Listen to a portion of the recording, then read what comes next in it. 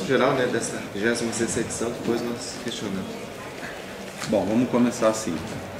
26 anos fazendo a mesma coisa, ou você aprende, ou você não estaria mais aqui. Então, a gente, com o tempo, né, foi aprendendo a construir um menu de palestras, de temas, né, que fazem com que esse seminário, em 2, 3 meses antes, já tenha um número de participantes limitados. Hoje nós temos 1.200 participantes, não tem como nós colocar mais gente dentro do salão, não ficaria legal, não seria apropriado, não? Então nós estamos primando pela qualidade. Esses produtores que estão vindo são produtores que são difusores de tecnologia, que levam para as suas regiões boa parte daquilo que eles aprendem e conhecem aqui, difundindo então o conhecimento, né? O nosso slogan de que o maior insumo que a Coplantil pode passar para um produtor é um insumo do conhecimento, é esse que vai gerar rentabilidade, não é o adubo, não é a semente, não é o agroquímico, e sim o conhecimento. Então esse insumo na verdade é que vai traduzir em resultados positivos na propriedade. Por isso que ao longo desses anos a gente vem batendo recorde de público e o mais importante então é passando informação para a tomada de decisão. Em cima de que foi baseada a escolha do tema desse ano?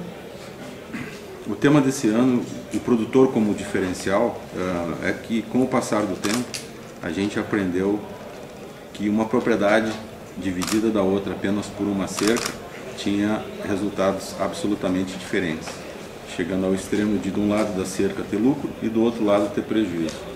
Então isso nos chamou a atenção e vem chamando a atenção.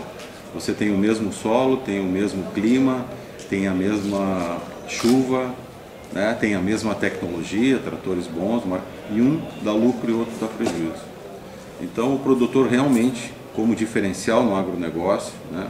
E eu diria assim, os sócios da Coplantil, que são hoje 1/3 superior da produtividade dos 3 estados do sul, tem essa característica, que são produtividades altas, com um custo muito bem administrado e com um resultado positivo. Então isso que a gente quer estender para os outros. Muitas vezes uma simples cerca divide o resultado e resultados opostos, lucro e prejuízo. Qual é a representatividade do arroz para a Coplantil? A Coplantil, dentro do negócio da Coplantil, o arroz hoje representa 25% do negócio. E o que vocês têm de soluções assim algumas ações para o momento que o setor passa? Elas são associadas de vocês? Vocês já viram no evento aqui que a gente fez o arroz doce, né? Para tentar aumentar o consumo. Na verdade, o que a Coplantil está buscando para o arroz é novos mercados, né? Então, a gente exportou ano passado 16 mil toneladas de arroz e esse ano, nós estamos na metade do ano e já exportamos 36 mil toneladas. Então, 36 mil. E devemos chegar com algo próximo a 50 mil toneladas. Essa é uma das formas de melhorar o preço do arroz no mercado interno. A outra é a diversificação, é o que eu vinha dizendo um pouco antes. Se o produtor de arroz não está ganhando dinheiro com arroz, não adianta ele continuar plantando arroz, ele vai continuar tendo prejuízo no seu negócio. Então ele tem que buscar a pecuária como uma opção de primeiro plano, porque o arroz e a pecuária caminham juntos, e num segundo plano diversificar com outras culturas, como por exemplo soja, como por exemplo milho e até, por que não, trigo. Então a diversificação de culturas para o produtor de arroz é um dos caminhos sem volta. E um mais trágico, que seria o terceiro, então primeiro exportação, segundo diversificação de culturas, e o terceiro seria então uma redução da área. É uma outra forma, o Rio Grande do Sul produz 68% do arroz nacional.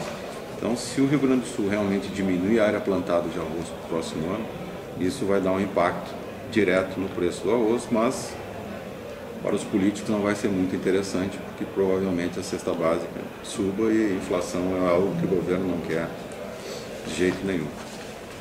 Mas a Coplantil está fazendo a sua parte, está fazendo a exportação, só que uma coisa importante, exportação não se conquista apenas num ano ou numa safra.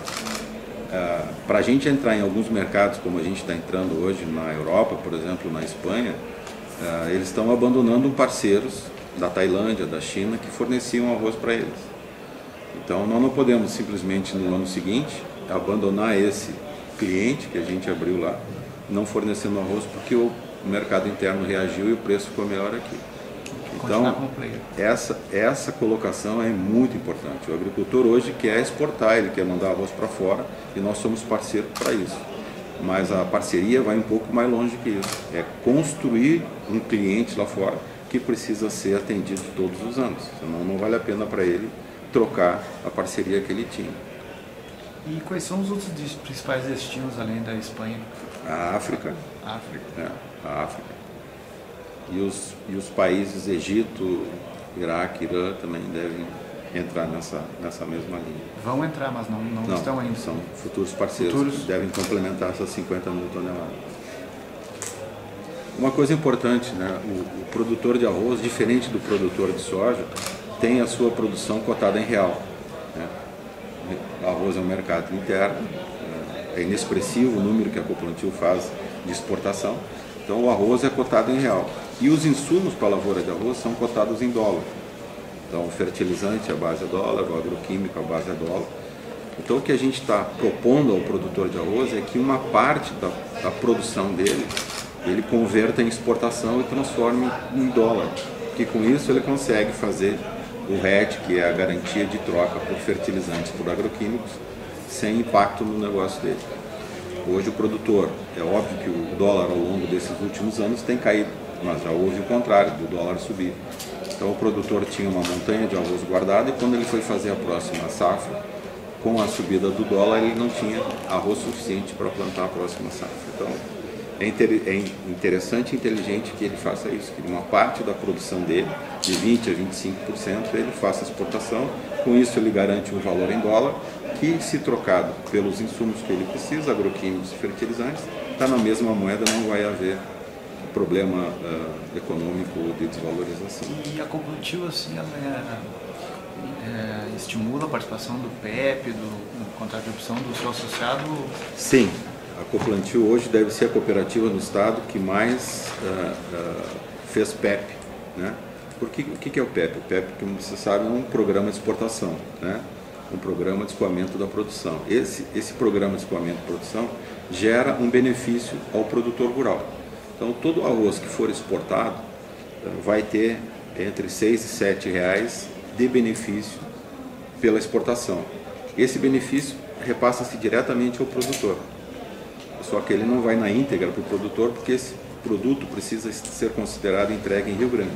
Então, por exemplo, o produtor lá de Uruguaiana, ele vai gastar quase 3 reais no frete para mandar esse arroz para Rio Grande. Então, em vez de ganhar 7, ele vai ganhar 4 reais. Então, se o preço do arroz em Uruguaiana tiver 19 reais, o PEP, feito através da Coplantil ou de qualquer empresa que exporte, vai repassar para ele 4 reais líquido. Então, em vez de ele vender o arroz dele a 19, ele vai vender a 23, o que é muito bom. O do Uruguaiana é o pior, que é o mais distante. Estou citando o Uruguaiana porque é o mais distante. Em Pelotas, por exemplo, quem é de Pelotas aqui sabe, nós temos a indústria hoje, né, produzindo arroz para exportação em Pelotas, inaugurada recentemente, e que vem fazendo a exportação a partir dali.